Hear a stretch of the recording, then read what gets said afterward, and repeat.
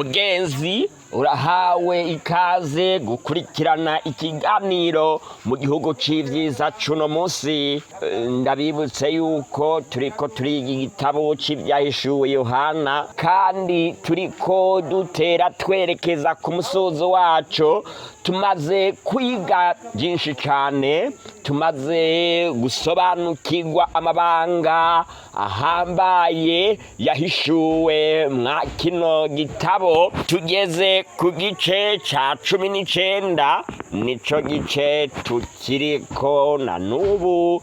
Hari amajambo ahambaye akomeye tumaze kubona mwa kino gice ca 19. Twatanguye tubona ivy'ukugaruka k'umwami wacu Yesu Kristo, hamwe n'ibintu bikomeye cane biboneka mwa kino gice ca 19. Harimwo indirimbo tuzoririmba, harimwo amazimano n'ubukwe bwa wa mwagazi. Nimureke uno musi turabe ikindi kintu gikomeye kiboneka mwa kino gice ca 19.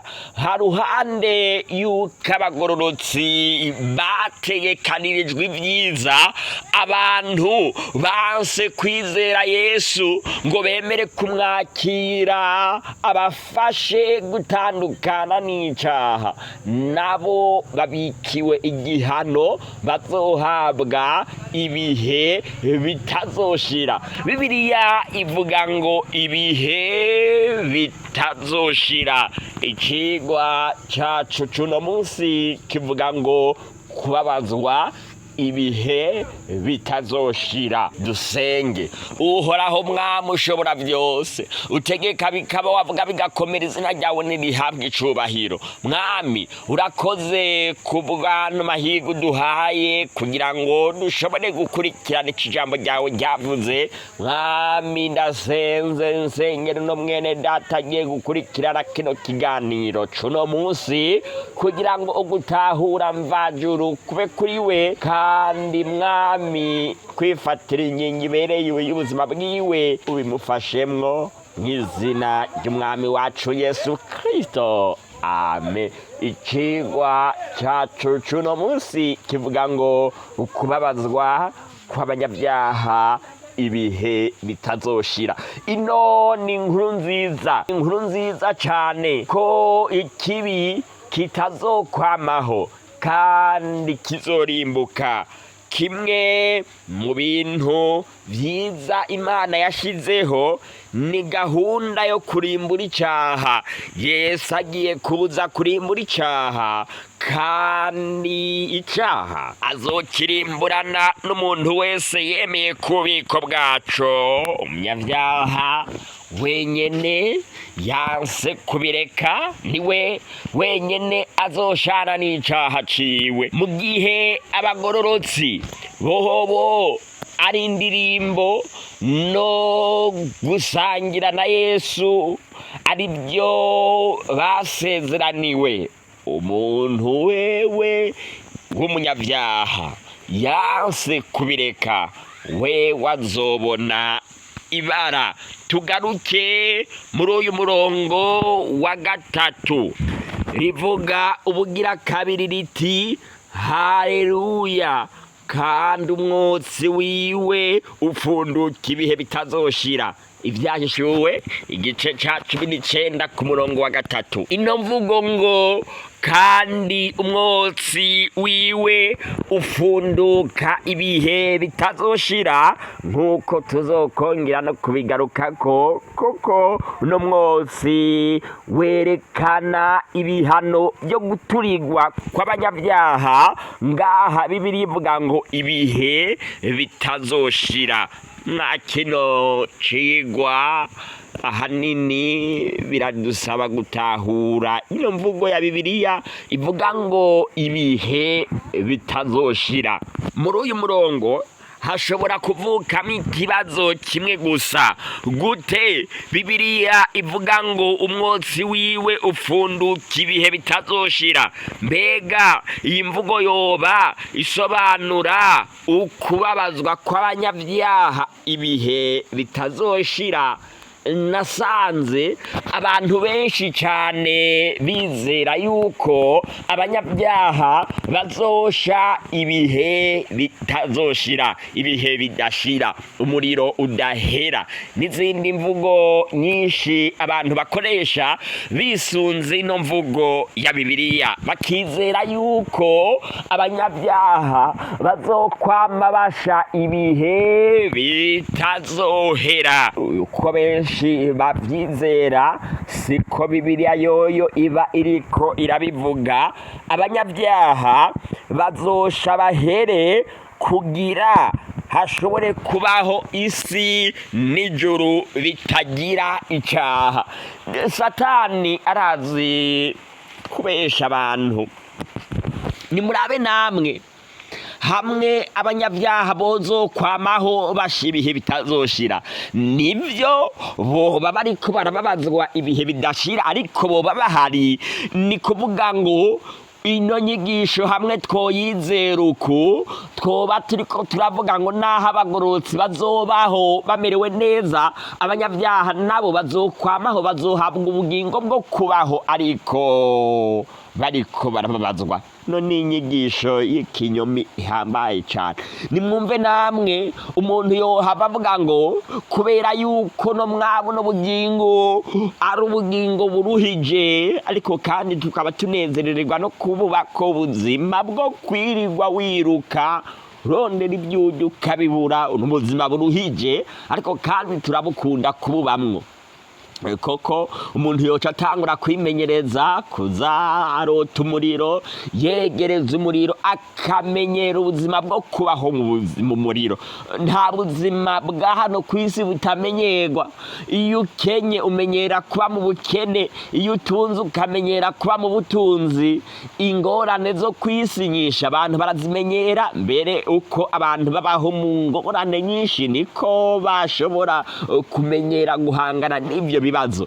None rero ngaha Bibiliya hamwe yovuga ngo abanyabyaha bazosha ibihe bidashira, hari abantu bohava barinda bakavuga ngo ntaco tuzomenyera kuba mu muriro, ariko babeho baba mu muriro. Umunyabyaha ntazokwamaho, umunyabyaha azopfa here. Icaha gitegerezwa kurimbuka gihere, kandi icaha ntago kizorimbuka conyene, kizorimbuka mu bantu bose bemeye kubiko bwaco. Bano bantu bagomba kwemera bakarimbuka burundu kugira ngo icaha kiveho, maze ibyasezeranywe bisezeraniwe abagororotsi bibone ingene biza. Hari amasezerano menshi y'Imana yadusezeraniye kubaho tudapfa, kubaho mu byishimo n'ubuzima budahera. Ibi biboneka gusa ari uko icaha kirinze kurimbuka. Rero inyigisho nk'iyi ya Satani ni inyigisho yo kwirinda cyane. Muri Yesaya igice ca 34 niho hashobora kudufasha gusobanukirwa neza ino mvugo ya Bibiliya. Koko hamwe twokwemera ko abanyabyaha bazoguma basha ibihe byose, twoba tugira twemere yuko icaha kizokwamaho. Iyi mvugo yerekana ko abanyabyaha bazorimbuka ubutagisubira kubaho ukundi. Ubu rero mwayitahuye, ino mvugo yarakoreshejwe muri Yesaya igice ca 34, naho nyene ubusobanuro bwaho buca bwigaragaza yuko Bibiliya iba iri kiravuga uguhanwa ubutazokongera kubaho ukundi. Igihano kiriko kiravugwa ngaha ni igihano abantu bazohabwa, kandi kitarimwo imbabazi na zitonya. Abanyakibi, abanyabyaha, abantu bose bemeye kwigumizamwo ibyaha, kandi Yesu yari yaritanze akemera gupfa nk'uko muri Yohani igice cya 3 ku murongo wa 16 habivuga kubw'urukundo Imana yakunze abari mu isi kaba ariko rwatumye itanga umwana wayo w'ikinege kugira ngo umwizera wese ntazapfe rubi ariko azahabwa ubugingo budashira. Hamwe woshishikara kuguma wirengagiza ino mburi, ijuru ryarakoze utwigoro twose dushoboka kugira ngo umuntu ntazorimbuke. Yesu yaremeye kwitanga, yemera gupfa mu gicimbo cyawe nanje kugira ngo ntituzohabwe kwa bino bihano by'Imana. Mbega kurimbuka kubwo kubura ubwenge, mbega kurimbuka kandi inzira yari yatobowe kugira ngo ukire, bizoba bibabaje cyane. Mu nkundire rero icigwa cyacu cy'uno munsi tukigerukirize ngaha. Icigwa cyariko kiratwereka yuko abanyakibi bazorimbuka ibihe bidashira. Ino mvugo ngo ibihe bidashira ntago yerekana ku kiringo runaka cy'igihe kidahera bazoguma basha, ahubwo ni imvugo yerekana yuko abanyakibi bazosha bagapfa ubutagisubira kubaho ukundi. None rero mugenzi, hariho urupfu rwa kabiri, tuzobigarukako mu bice bikurikira. Mu gihe turiko turasoza kino gice ca 19 c'ibyahishuwe kandi tukaba dutanguye kwinjira neza, turiko turavuga mu ncamake igice ca 19 kivuga mu ncamake ibizoba inyuma yuko Yesu Kristo azogaruka. Ariko mu gice ca 20 igice ca 21 hoho tuzovuga ibintu byinshi cyane byimbitse cyane ku rugero ruhambaye.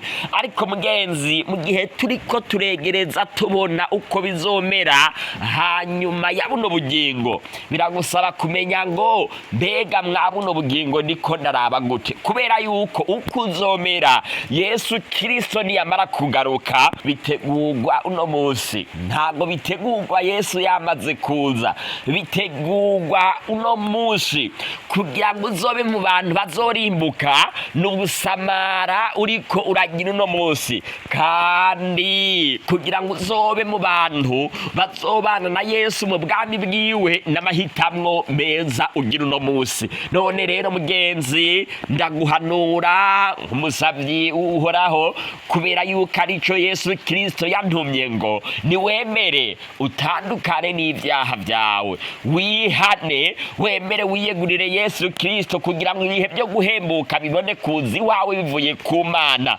maze ubwo umwami wacu Yesu Kristo agiye kuza uzobane natwe mu kuririmba indirimbo nziza z'agahozo, twambara ubugingo budashira, tubana n'abera bose ibihe bitazoshira. Izina ry'Imana rihabwa icubahiro. Niba wemeye kwizera Yesu, nanje ngiye kukugira isengesho ridasanzwe. Abadukurikiranye baramaze gutahura ino mvugo mba ndiko ndavuga ngo niba wemeye kwizera Yesu.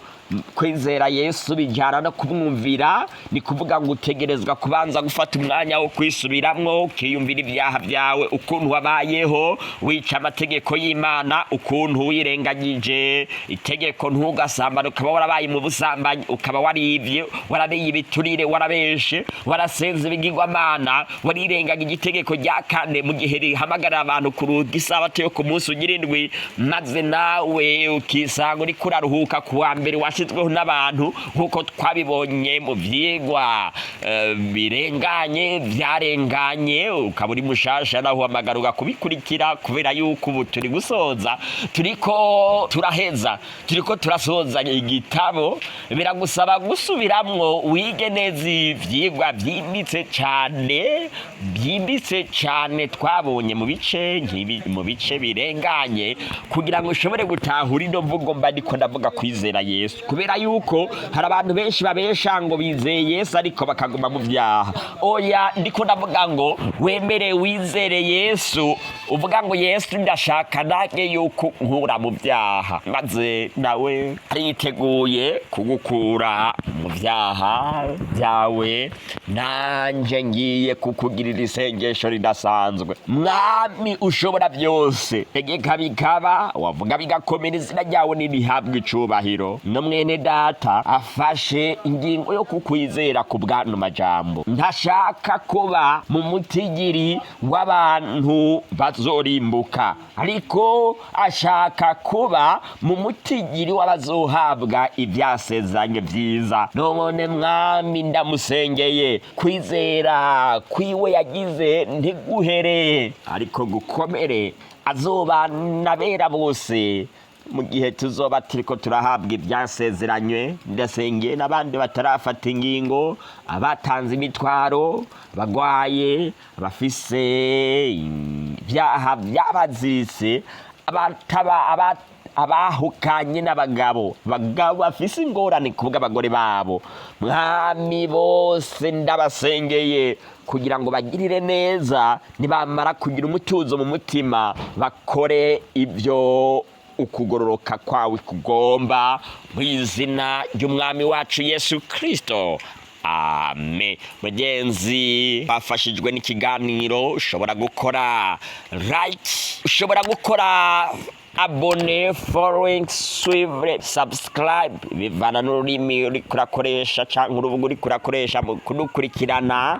Ibi iyo bikoze uri mushasha, ndi kuvuga batarabikora, iyo bikoze uri mushasha bituma ushishikara kuronka n'ibindi vyigwa bikurikira byoroshe bitakugoye cyane. Tubibutse kandi yuko bino biganiro biraboneka misi yose ya gatanu isaha 12 z'agatondo, n'imisi yose y'isabato isaha 8:30 z'umuhingamo. Ntiwibagire gukora partage kugira ngo buno butumwa bushike no ku bandi. Yesu aguhe umugisha, Yesu aguhe kwa mumwizeye ibihe byose, mu izina ry'umwami wacu Yesu Kristo.